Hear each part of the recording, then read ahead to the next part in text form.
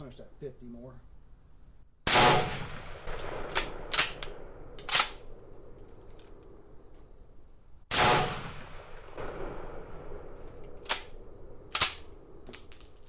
Howdy folks, you're watching Deuce, and today we're talking about the model 1917 Enfield rifle. It is also known as the Forgotten Veteran. I'm trying to get this out before Veterans Day in 2021, but I may be a day or two late. Hopefully I'm not. When you hear the phrase two world wars or back-to-back World War champions, normally what people are talking about in kind of a joking manner is the Colt 1911, which did serve in World War I and World War II. Also, it kept on serving in the military for quite some time after that.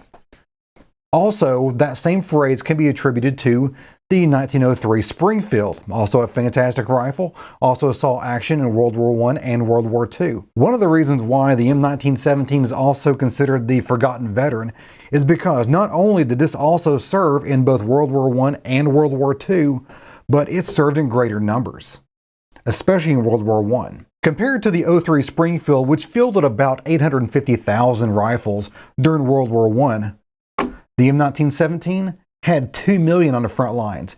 2 million rifles, more than double. There were 3 different companies that manufactured these rifles for the US government. Number 1 was Winchester. Number 2 is Remington. This is a Remington model. One of the final things that they did right. You have to go back 100 years or more to find a good rifle made by Remington. And a company called Eddystone. Now, Eddystone has a little bit of a checkered, not past, but checkered future for this rifle, which we'll get to later on in the video. Interesting note, I was trying to find a logo for Eddystone Rifle Company or whatever it's called, and I couldn't find one. I found one for Winchester, of course, and Remington, but Eddystone, apparently they don't have an official logo because they were never, ever a standalone company. They're a subsidiary put together by the war effort by Baldwin Locomotive Works. They made trains. I have always been amazed by what we can do during a war effort scenario. It's amazing. After World War I, these rifles were refurbished and then used in training scenarios, Lend-Lease programs, and eventually World War II. If the barrels were completely shot out by their use in World War I, which can take thousands and thousands of rounds. It's a 30-06, so there's quite a bit of muzzle blast going through here, wearing out those barrels. There were a few different rebarreling projects, and one of them was done with Johnson automatic barrels. And that's what this one has. So this rifle had its rifling completely shot out of it, or at least the barrel was down to where it was useless as far as accuracy is concerned, and the barrel was replaced. So World War I, this thing saw a lot of action. And then it was rebarreled. You can see right there, there's a close-up right there. You see the JA and the lit bomb there, and that signifies that's a Johnson automatic barrel, which is a 2-groove barrel. Instead of 4 grooves or 6 grooves in some other rifles, you only have 2 grooves going through the whole thing, which sped up the manufacturing process of the barrel, and they really didn't see any degradation in accuracy using the 2 grooves. An interesting note about the rebarreling project is that the rifles made by Eddystone, apparently the story goes, has a much higher chance of the receiver cracking during the rebarreling process. One of the theories is that the Eddystone receivers were not quite up to the same metallurgical strength as the Remington or Winchester models. And the second theory is that Eddystone over-tightened the barrels when they assembled the rifle. I don't know which one is true or if either of them are true. During World War II, this rifle was mostly fielded by rear echelon troops, the British Home Guard, a few other random situations. Also, there were a few sniper variants out there. I'm not sure if they were fielded as snipers. I think that mostly went to the Springfield. So they definitely made some sniper models to test whether it was a good platform or not. If they were fielded, I have no idea. Maybe somebody in the comments will tell me that below. To a more limited extent, these rifles also saw action, similar action as World War II, during the Korean War and in Vietnam. The Model 1917 rifle is renowned for its very strong action. The action is so strong and so resilient to adverse conditions that this rifle is still fielded today by the Danish sled dog team. And if it can survive that kind of environment, then kudos to it. It is still being used on a daily basis by an armed forces unit over 100 years later. That's pretty incredible. Also, a notable mention, the Glock 20, the 10mm Glock 20, is also the handgun fielded by those same troops. When you pick up this rifle, the first thing you'll notice is how heavy it is. It tips the scales at right at 10 pounds, which is pretty heavy for a normal infantry rifle. That is quite heavy. And because this action was originally designed around the .303 Enfield cartridge, you can fit an extra cartridge in there going from 5 to 6 rounds of .30-06. This particular rifle has a very nice trigger, and I love the sights. Let's go ahead and test that trigger pull. Of course, it's cock on close, so you got to open it and then close the action to cock it, and then going ahead and use the Lyman trigger gauge. This is a great little tool, by the way, but the battery compartment has a lot to be desired. It is very tight, and a lot of times once I put the battery in, I cannot get the cover to slide on there without risking damaging the circuitry. So I just leave it off, and then we go ahead and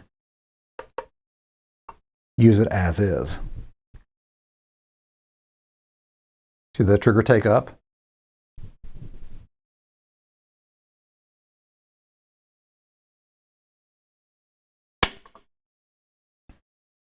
£4 15 ounces. These peep sights with the ladder sight on there is fantastic.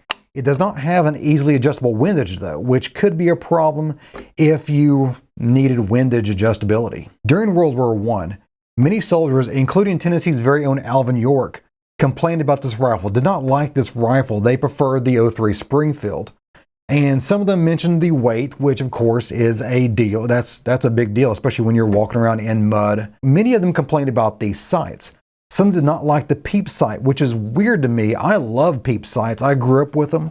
And maybe that's just because we have had them in the field on the M16 and M4s and whatnot for decades and decades now. But back then, peep sights were a new thing. The Springfield rifle had regular notch sights down here on the barrel, like pretty much any hunting rifle of the day. But I've always liked peep sights. I've always felt I've shot peep sights better. It has the easily adjustable ladder sight here, so you can really go out to 1,500–1,600 yards is what this is calibrated for.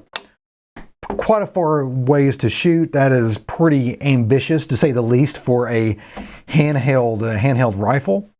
But it is calibrated for it, at least for the cartridge of the day. Now, if you throw in a modern .30-06 round, those calibrations are going to be completely off because we're going to be dealing with a different weight bullet at a different speed. Some soldiers complained about the inability to adjust windage on the fly, which I'm not sure if that was more of an excuse. So then they had more of a technical reason why they weren't going with the heavier rifle. Are you really adjusting windage in the middle of a battle?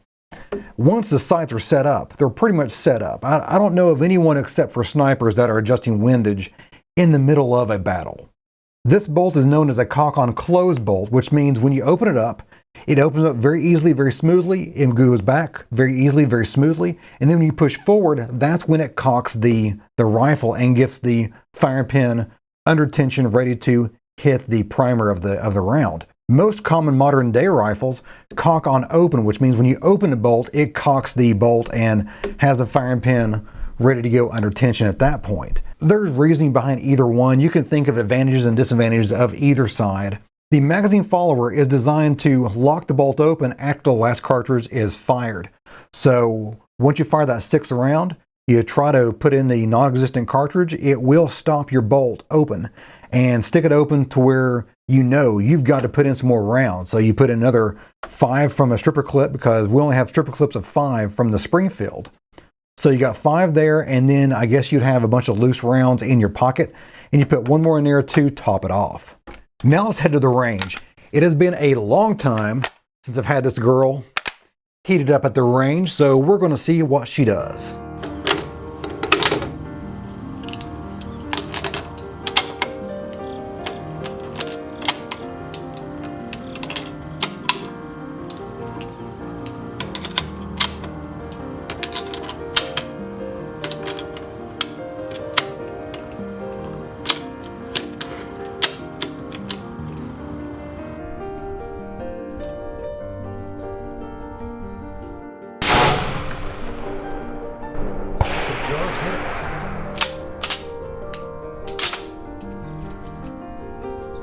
Reach out 75.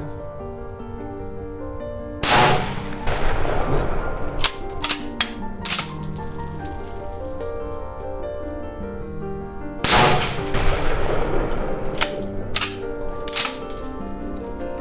Let's go to 100 straight.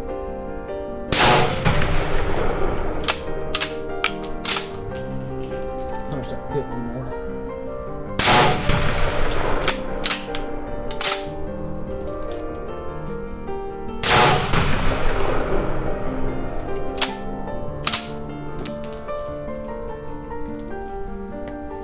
Got 2 hits on the 50-yard and the 75 and 100. Those steel plates live to see another day. This barrel has seen better days. Well, as you saw, she rang still at 50 yards. I attempted 75 yards and 100 yards. Did not get contact with the steel plates. They're a foot, I think they're a foot square steel plates. I did not get contact there. You can blame the shooter, me. You can blame the worn out barrel. You can blame the wind. You can blame the cheap ammo I had. There's all kinds of excuses I can come up with. It's probably a combination of all of them. Yeah, she didn't shoot that great. Now the CMP, the Civilian Marksmanship Program, they have replacement barrels. I think they have a replacement barrel program where you can send in your rifle for refurbishment. I'm not sure if I want to do that or not. I have a rifle in .30-06 that is a very nice rifle, and it is not a semi-museum piece that this is. I'm not going to compete with this rifle. It is really just a neat, cool rifle with a lot of history. Do I want to risk it by having it rebarreled, or do I want to just keep it as is? I'm not expecting this thing to be a tax driver. Not anymore. It has served. She has done her job. I think she deserves a retirement program at this point. Because of the extremely worn out 2-groove barrel, I am tempted to try to put together a cast load for that. Would you guys want to see that?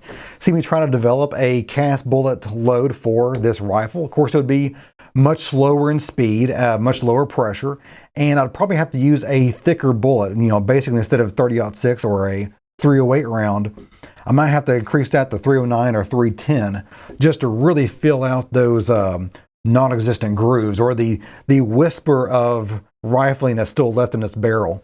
I might need to do that, or maybe even paper patching. I don't know. I've never done that before, but it seems to be a cure-all for worn out barrels such as this.